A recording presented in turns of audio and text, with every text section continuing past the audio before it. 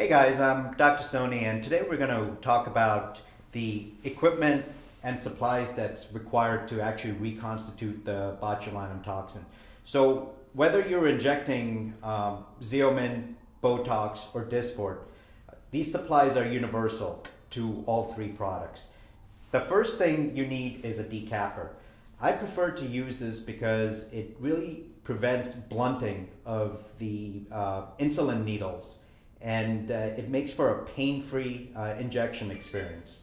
So I remove the stopper with the decapper, and then you need a 3 cc syringe, and this is to draw up the preservative-free saline into it, and then you're going to reconstitute the botulinum toxin with the 3 cc syringe. Last thing you need is insulin needle, and these come in 30 and 50 unit versions. The gauge of the needle itself is 31 gauge, so again it makes for a very pleasant experience.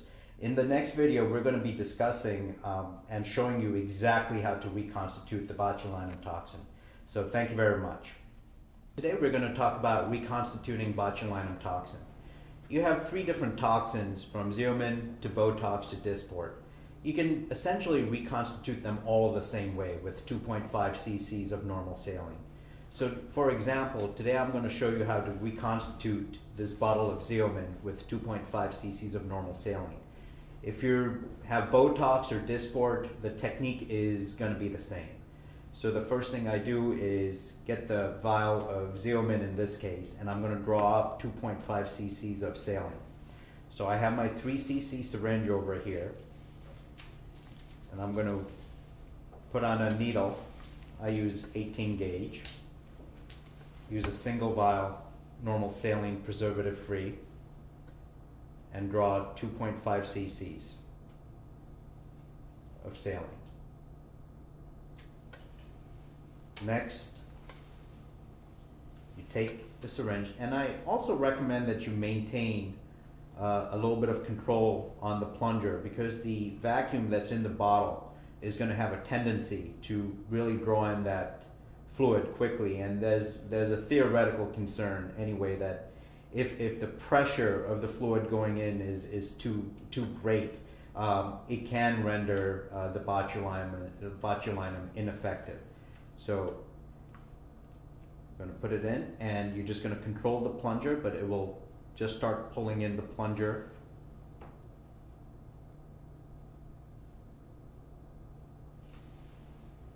And then you want to gently swirl it. Sometimes I'll gently invert it if there's any powder, especially with the Dysport and Xeomin, to get any residual powder that may be sitting near the cap. And here we have it reconstituted. Now you're ready to inject at this point. There are a couple of different ways to do this. You can either take the insulin syringes and put them into the rubber stopper and draw it up that way.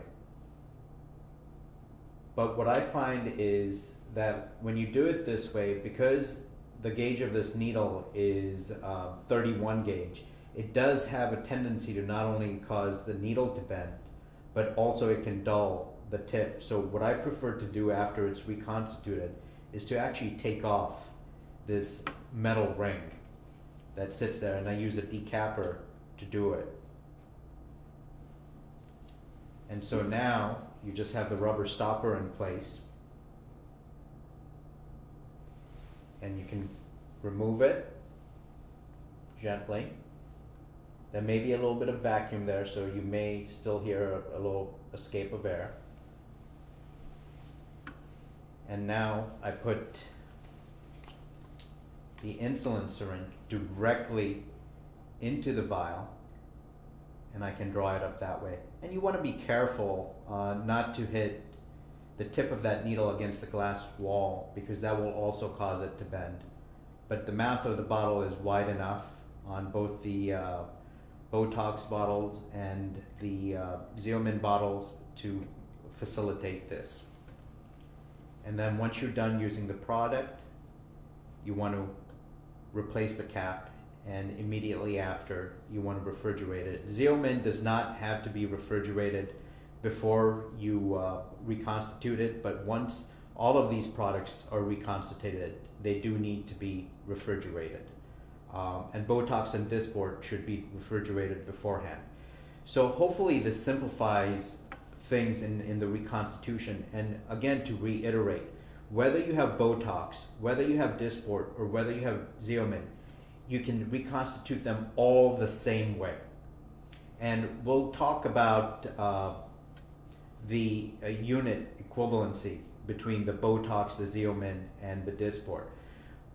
Botox and Xeomin are 1-to-1, meaning a bottle of Botox has 100 units, a bottle of Xeomin has 100 units, so you inject them exactly the same. A bottle of Dysport has 300 units, and the equivalency is roughly 2.5 to 3 units of Dysport equals 1 unit of Botox. But for the sake of simplifying the entire process, when you do inject Dysport, treat it exactly like it's a bottle of Botox or Xeomin.